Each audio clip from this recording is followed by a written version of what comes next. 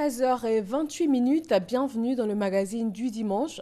Le centre hospitalier universitaire CHU de Cocody, un an après la réhabilitation du service des urgences, quelle est la réalité sur place? Nous sommes avec le nouveau directeur général nommé en 2015 après appel à candidature. Rebonjour docteur Youssoufou Meïté. Bonjour madame. Alors votre établissement, le CHU, est engagé dans un processus afin d'améliorer ses services. Nous allons en parler. Mais suivons juste avant un reportage de Sita Soro.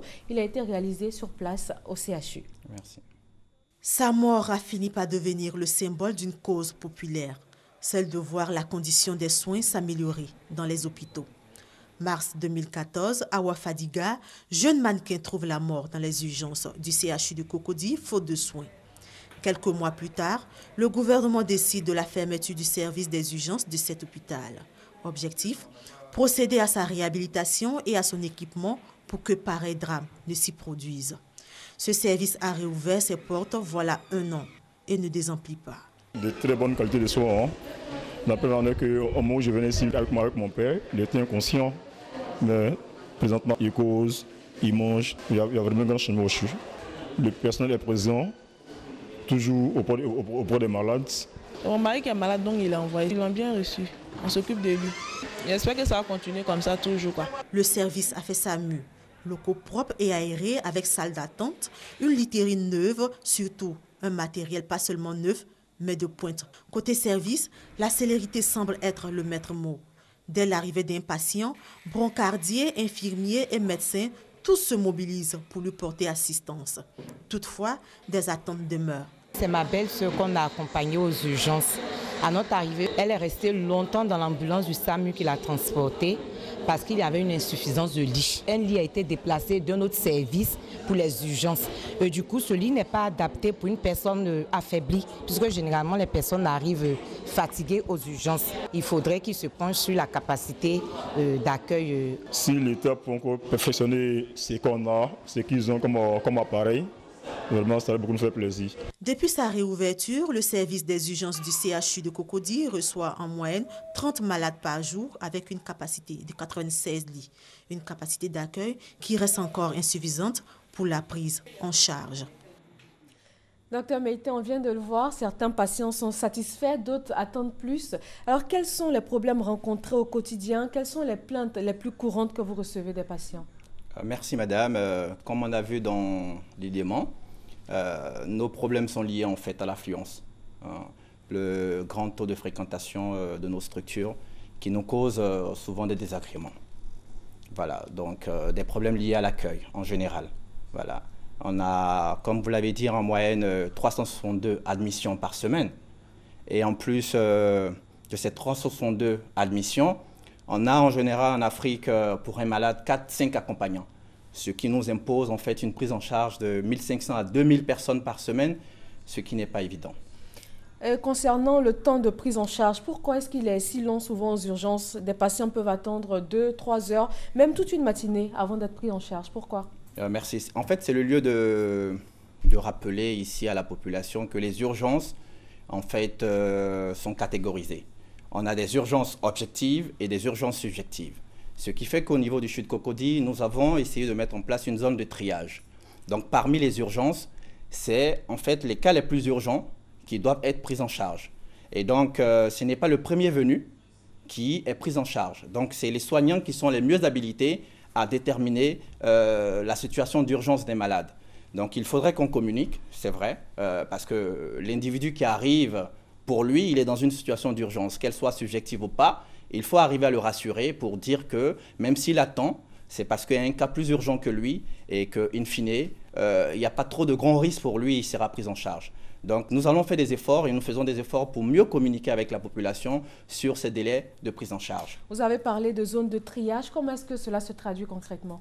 Donc comme on a vu dans l'élément, dès que le patient arrive, il est automatiquement conduit au niveau d'une salle où on a des infirmiers, on a des médecins qui l'évaluent, qui l'orientent, et ensuite, les médecins urgentistes formés pour le stabiliser le prennent en charge. Donc, en fonction de l'état du malade, on a des urgences qui sont en fait classées urgence niveau 1, qui sont obligées d'être prises en charge dans les minutes qui suivent, dans les 5 minutes maximum qui suivent parce qu'il y a un risque vital. Les autres peuvent être différés au fur et à mesure. Donc cette zone de triage là nous permet de répondre au fur et à mesure, vu l'affluence des malades que nous recevons. Alors l'affluence, vous l'avez dit, et le service des urgences a 96 lits disponibles. Quand il y a plus de patients que cela, qu'est-ce qu'on fait du surplus? C'est une grande problématique, mais je pense qu'à ce niveau, il faut saluer tous les efforts qui ont été faits pour mettre à notre disposition ce service des urgences, qui est une grande fierté, parce que le gouvernement ivoirien, avec, au niveau de notre ministère, Dr Raymond Goudou Kofi, attache du prix à ce que la prise en charge des patients au niveau des urgences soit la plus parfaite possible, soit la plus efficace possible. C'est vrai que nous avons une capacité de 96 lits, mais on a une zone qui nous permet de multiplier cette capacité d'accueil jusqu'à 150 voire 200. Donc nous avons un plan de débordement. Vous allez voir, nous avons un grand hall qui est à même de recevoir des lits supplémentaires. On l'a vu dans l'élément. Donc c'est vraiment une grande aubaine pour nous. Et Madame la ministre, Dr Raymond Goudou Kofi, attache du prix à ce que justement au niveau de l'accueil, nous puissions communiquer, nous puissions rassurer la population pour dire que nous sommes assez outillés pour répondre de façon efficace et efficiente à, disons, leurs besoins en matière de santé. Et à côté des urgences, nous avons la maternité où on note en moyenne 23 accouchements par jour. Mais là-bas, les femmes se plaignent souvent du mauvais accueil, des mauvais traitements. Qu'est-ce qui est fait pour y mettre fin? Oui, c'est clair, ce que vous dites, c'est souvent des plaintes que nous entendons. Mais je pense que c'est le lieu de rappeler ici que le service d'accouchement de la salle d'accouchement de la maternité du CHU de Cocody a été primé, voilà, en 2013.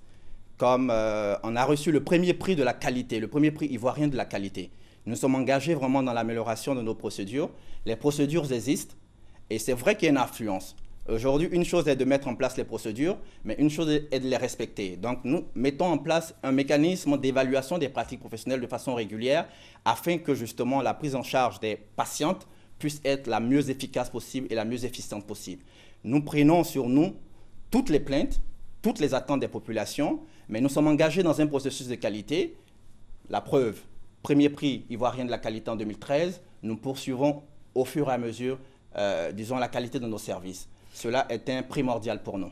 Nous allons parler du suivi du personnel dont vous parliez tout à l'heure, mais une chose élémentaire, certains usagers se plaignent de l'insalubrité ou même carrément de l'absence de toilettes. Et là, qu'est-ce qui est fait pour ça? Que répondez-vous face à cela? D'accord, c'est une réalité, madame. Je l'ai dit tantôt, hein. On a une capacité, on peut recevoir un certain nombre de malades, une capacité de 96 lits, ce qui est inédit pour un service des urgences en Côte d'Ivoire.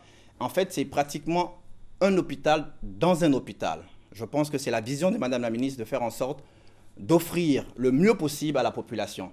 Mais notre grosse problématique, en fait, réside dans la gestion des accompagnants. Parce que pour un malade, nous avons 1, 2, 3, encore c'est mieux, mais 4, 5 accompagnants pour un malade. Donc, ce qui fait un trop grand nombre de personnes à gérer en même temps.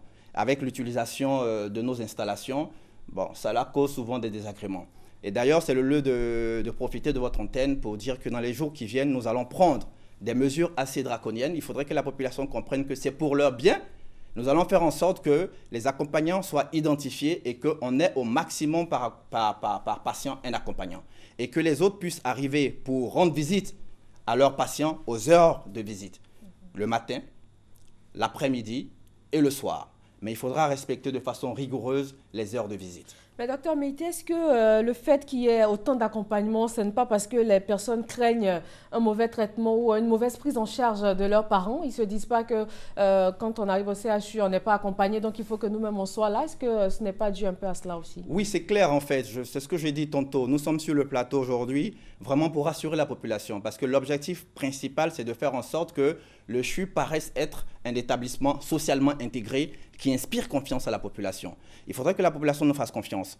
Voilà, c'est vrai, il faut entourer en Afrique un malade de solidarité, d'affection, mais il faut faire confiance aux soignants. Il ne faudrait pas que notre présence interfère sur, n'est-ce pas, notre capacité, la capacité des soignants à prendre en charge nos patients. Donc, nous allons communiquer davantage. Nous sommes aujourd'hui ici. Nous allons poursuivre cette communication pour que, la confiance puisse s'établir entre nous et nos accompagnants. Au-delà de ce fait-là, nous avons engagé l'ensemble, on en parlera, l'ensemble du personnel dans un processus d'élaboration d'une charte d'éthique qui est un élément fort dans notre gouvernance. Alors, le personnel est souvent pointé du doigt. Vous parlez de charte d'éthique, c'est eux qui sont concernés. Mais même au niveau de l'accueil, souvent, on remarque que ce n'est pas toujours bien fait. Quelles sont les mesures? Merci. Au niveau de l'accueil, c'est un point essentiel dans notre politique. Je me rappelle encore notre hiérarchie avec, disons, en premier plan, Madame la ministre, Dr Raymond Godou Kofi.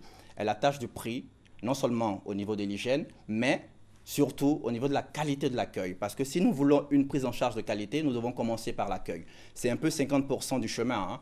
Quand un patient est bien accueilli, 50% du chemin de sa prise en charge est effectué. Donc, nous insistons sur l'accompagnement du personnel en termes de formation, en termes de sensibilisation. Parce qu'il s'agit plus d'une humanisation de la prise en charge. Il faudrait que l'ensemble de nos collaborateurs, ils le font déjà, mais fassent plus preuve d'empathie vis-à-vis des patients qui arrivent. Non seulement ils sont malades, mais cela occasionne souvent un stress permanent. Et donc, il faut pouvoir rassurer la population qui arrive, communiquer, être courtois. Au niveau de nos banques d'accueil, c'est-à-dire tout le dispositif qui est mis en place pour mieux accueillir, vous avez vu tout ce dans l'élément, nous avons des salles relativement, je vais même dire très bien équipées, aérées, climatisées, afin, n'est-ce pas, de réduire les délais d'attente, que les délais d'attente se passent au mieux pour nos patients. Et comme dans tout système, il y a des contrevenants. Hein.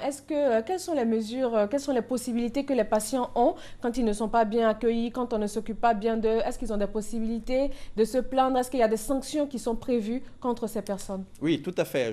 On a un dispositif de réclamation, un dispositif de recueil des plaintes, des insatisfactions. C'est le lieu là de rappeler, de dire à la population, quand vous arrivez au CHU de Cocody, nous sommes engagés dans le fait que votre dignité soit respectée, que votre droit à la santé soit une réalité. Et si vous n'êtes pas satisfait, joignez l'administration et, disons, la procédure va sur son cours. Voilà. Et l'ensemble du personnel est informé dans ce cadre-là. Et tous, nous nous engageons à faire en sorte que le patient soit au cœur de nos préoccupations.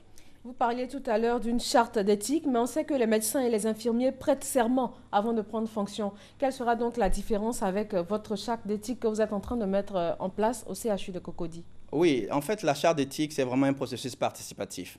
Donc, j'ai dit tantôt, c'est vraiment un élément essentiel dans notre gouvernance. C'est vrai qu'on a les lois, on a les différents codes de déontologie pour les professions. Mais à ce niveau-là, je veux dire qu'il n'y a pas de participation directe des acteurs. Voilà, c'est des principes, c'est des règles liées à la profession qu'ils doivent respecter. Mais au niveau du processus d'élaboration de la charte d'éthique, nous sommes déjà au niveau de la mise en place du comité de rédaction. Dans les jours qui viennent, la charte sera disponible. Nous avons ensemble identifié des non-valeurs. Nous avons fait notre autocritique et nous nous sommes engagés sur certaines valeurs, notamment au nombre de 12. Et toutes ces valeurs se résument en un seul point, le respect de la dignité du patient. Voilà. Et donc, librement, l'ensemble du personnel s'engage, n'est-ce pas, à respecter la dignité du patient. Donc, c'est un cas de conscience. On met l'ensemble de nos collaborateurs et nous-mêmes devant notre conscience. Voilà. C'est un peu comme l'expert le disait, celui qui nous accompagne justement dans l'élaboration de la charte d'éthique. Avoir un comportement éthique, c'est lorsqu'on pose un pas et que le cœur ne bat pas. Voilà, on est en paix avec nous-mêmes, on est en harmonie avec nous-mêmes, on est en harmonie avec les lois, on est en harmonie avec le patient qu'on reçoit. C'est de cela qu'il s'agit. Alors, il faut respecter la dignité du patient, vous l'avez dit, mais il faut aussi pouvoir bien le prendre en charge. Est-ce qu'il y a des formations, des accompagnements qui sont mis en place pour que les médecins, les infirmiers respectent les normes et puis puissent bien prendre en charge les patients? Tout à fait. Au niveau de la charte d'éthique, je veux dire, le second volet sera de mettre en place le comité d'éthique qui va veiller justement au respect de la charte d'éthique. C'est vrai, il y a des sanctions qui sont prévues, mais on souhaite que ce soit d'abord la sensibilisation et l'éducation pour un changement de comportement. Mais il va sans dire que des mesures disciplinaires seront prises aux contrevenants. Hein. Maintenant, au niveau de la formation, nous avons cette année la chance d'avoir notre plan de formation de l'ensemble du personnel financé par le FDFP qui prévoit une formation en cascade pour tous les acteurs sur des thèmes comme l'accueil, sur des thèmes comme le pilotage médico-économique. Parce que c'est vrai, bon, les ressources sont par essence insuffisantes. Mais encore faudrait-il que le peu qu'on nous mette à disposition, que nous puissions le gérer de façon efficace pour atteindre les résultats escomptés. C'est de cela qu'il s'agit. Donc, il y a des formations qui sont en cours et le personnel est accompagné. Alors nous sommes à 2 minutes de la fin de l'entretien, mais un point qui me semble important, le comité des usagers. Très rapidement, de quoi est-ce qu'il s'agit? D'accord, c'est un projet aussi essentiel parce que nous avons constaté qu'il faut en plus non seulement montrer patte blanche en mettant en place une charte d'éthique, mais il faut renforcer la participation communautaire, il faut renforcer l'implication des usagers. Il faudrait que l'ensemble de nos processus que nous élaborons puissent se faire avec les usagers. Donc nous voulons nous enrichir de nos erreurs, nous sommes conscients que tout n'est pas rose, mais avec les usagers et pour les usagers, nous allons faire en sorte justement que leurs droits soient respectés et que la dignité du patient soit une réalité au niveau du CHU de Cocody. Merci, Dr Youssoufou Meïté, directeur général du CHU de Cocody, un établissement engagé dans une démarche qualité. Des insuffisances, oui, mais le processus semble bien engagé. Merci à tous de nous suivre sur RTI 1 et très bon dimanche à vous.